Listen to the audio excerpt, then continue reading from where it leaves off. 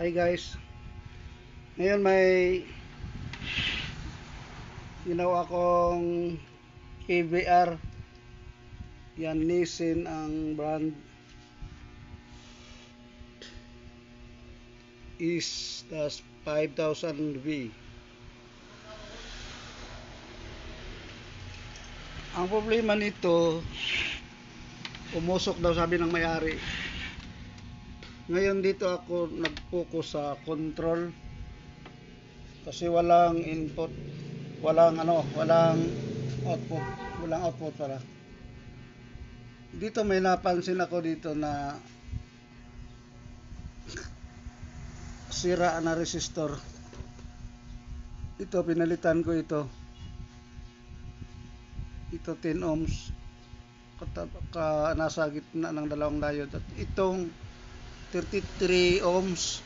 Dito wala akong mahanap na 33 kaya nag-series lang ako ng resistor para umabot siya ng 33 ohms. Yan.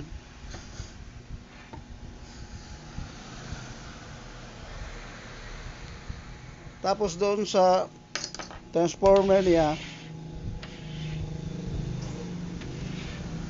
toroidal ito ang ginamit na transformer. Yan, toroidal. Ito parang wiper na umikot-ikot siya. Dito may napansin din ako dito na loose contact. Ito. Yan, hindi lang isa ang sira doon, may sira din siya sa circuit, sa control circuit nito. Dito nag-loose contact ito kasi itong wire na ito, copper wire yan. Tapos ang ginamit dito dito, gumamit sila ng yung maputi na parang aluminum, iwan ko kung anong ito, basta parang aluminum lang siya. Hindi siya mahinang, hindi siya masolda. Kasi hindi copper, madilim. Yan maputi ang kulay niya. Hindi gaya ng copper. Ang mga copper, pula ang kulay ng wire. Ito. Yan, copper ito. O yan, copper wire yan. Ito, parang aluminum lang siya. Hindi siya ng soldering lead or solder. Ngayon, itesting ko na ito. Kasi tapos ko nang nagawa.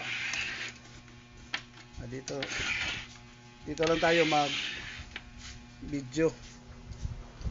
Wala kasi makahawak ng camera kasi ako lang dito. Ito na, dumating na ang camera woman. Yan kawawa ang camera woman Yan, bumubuhat pa ng tubig. Wala kaming mainom kasi ngayon. Yan, kawawa siya. Pero okay pa rin yan para exercise din sa katawan niya. Ngayon mag-i-testing ko na. Hintay. Hindi pa kasi siya tumulong dito pero mamaya baka tulungan ako niya humawak ng camera. Saksak. Op. Ibot. Balik. Saksak. Yan. Op. Ano nangyari? Bakit bumalik? Dito tayo. Dito sa kabila. Sa isa. Yun umikot na siya. Magsuka tayo dito. Sa output kasi nandito sa likod ang output. Buti sana pag may humawak ng camera, kasi isang kamay lang ang ginamit natin, ang hirap gumawa ng isa lang kamay.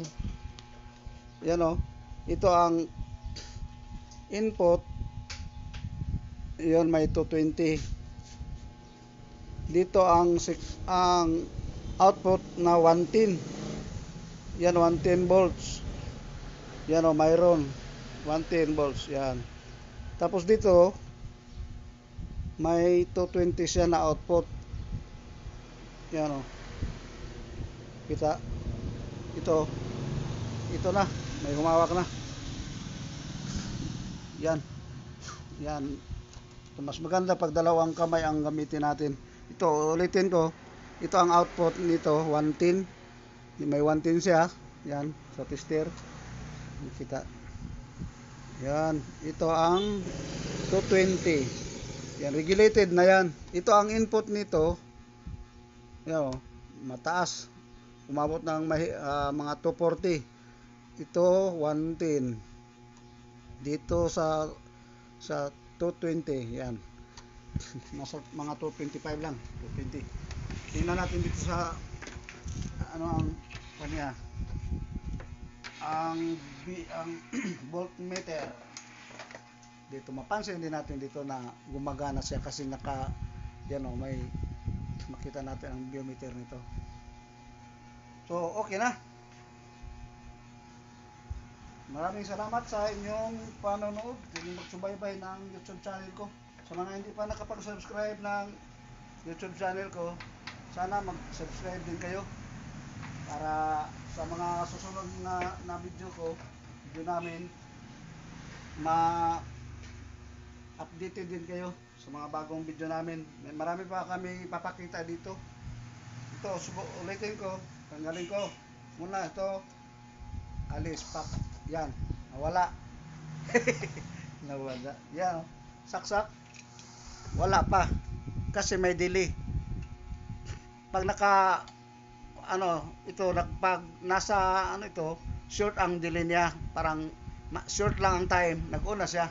Pag dito i-off natin yan, pag ganyan ang posisyon, matagal ang delay.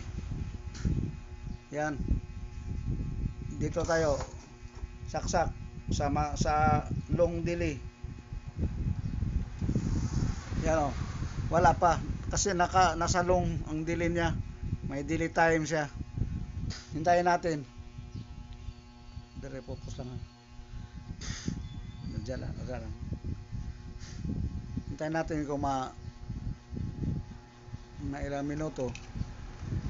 Yan ang ibig sabihin ng delay dyan. Pag long, mahaba ang delay time niya. Maganda ito pag gamitin sa mga refrigerator or sa mga freezer. Kasi pag brown out, pag bumalik ang kuryente, hindi agad mag-on ang compressor. May delay pa siya.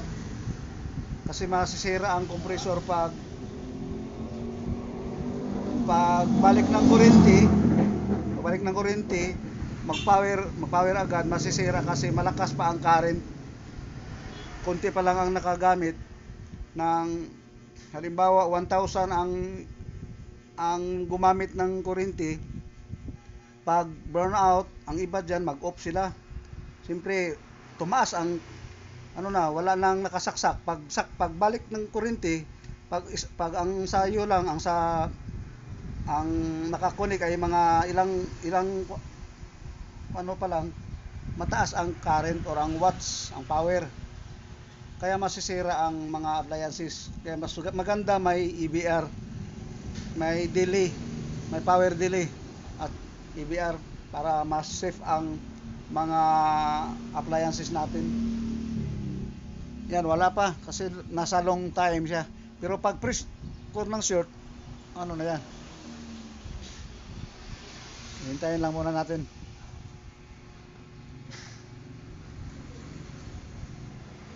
Huwag niyong kalimutan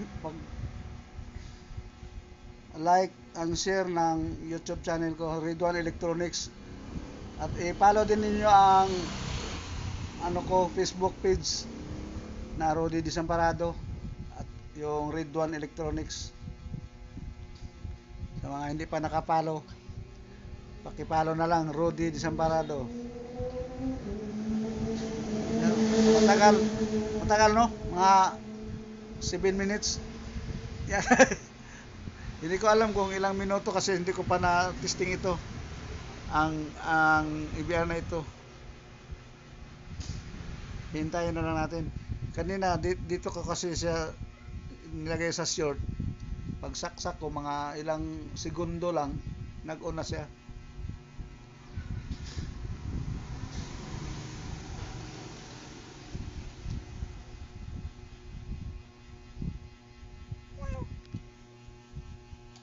Yun, nag-on na siya. Matagal. Yan ang maganda pag refrigerator or yung mga pressure sa mga compressor, maganda yan. Pati sa aircon, maganda yan.